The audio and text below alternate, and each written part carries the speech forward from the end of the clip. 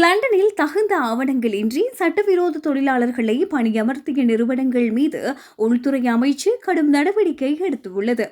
கடந்த 6 மாதங்களில் மட்டும் லண்டனை சேர்ந்த பல்வேறு நிறுவனங்களுக்கு மொத்தம் 6.7 மில்லியன் பவுண்டுகள் அபராதம் விதிக்கப்பட்டுள்ளது. சட்டவிரோத குடியேற்றத்தை கட்டுப்படுத்தும் நோக்கில் அரசு மேற்கொண்ட தீவிர சோதனையில் இந்த விதிமீறல்கள் கண்டுபிடிக்கப்பட்டுள்ளன.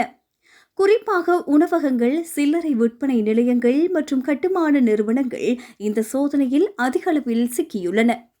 முறையான வேலை அனுமதி இல்லாதவர்களை பணியில் அமர்த்துவது நாட்டின் பொருளாதாரத்தை பாதிப்பதாக அரசு தெரிவித்துள்ளது. விதிமீறலில் ஈடுபட்ட ஒரு சில நிறுவனங்களுக்கு தலா பல்லாயிரக்கணக்கான பவுண்டுகள் அபராதமாக விதிக்கப்பட்டுள்ளது.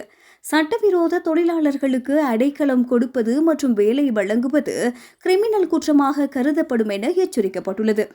லண்டனின் சில பகுதிகளில் உள்ள வணிகங்கள் திட்டமிட்டு இத்தகைய விதிமீறல்களை தொடர்ந்து செய்து வருவது ஆய்வில் தெரிய வந்துள்ளது. தொழிலாளர்களின் பின்னணியை சரிபார்க்க தவறும் உரிமையாளர்கள் மீது இனிவரும் காலங்களில் சிறை தண்டனை பெற வாய்ப்புள்ளது.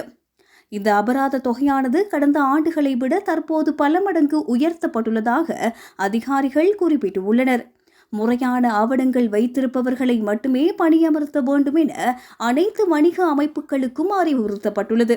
லண்டன் முழுவதும் இத்தகைய சோதனைகள் எதிர்வரும் மாதங்களில் இன்னும் தீவிரப்படுத்தப்படும் என உள்துறை அமைச்சகம் உறுதிபட தெரிவித்துள்ளது.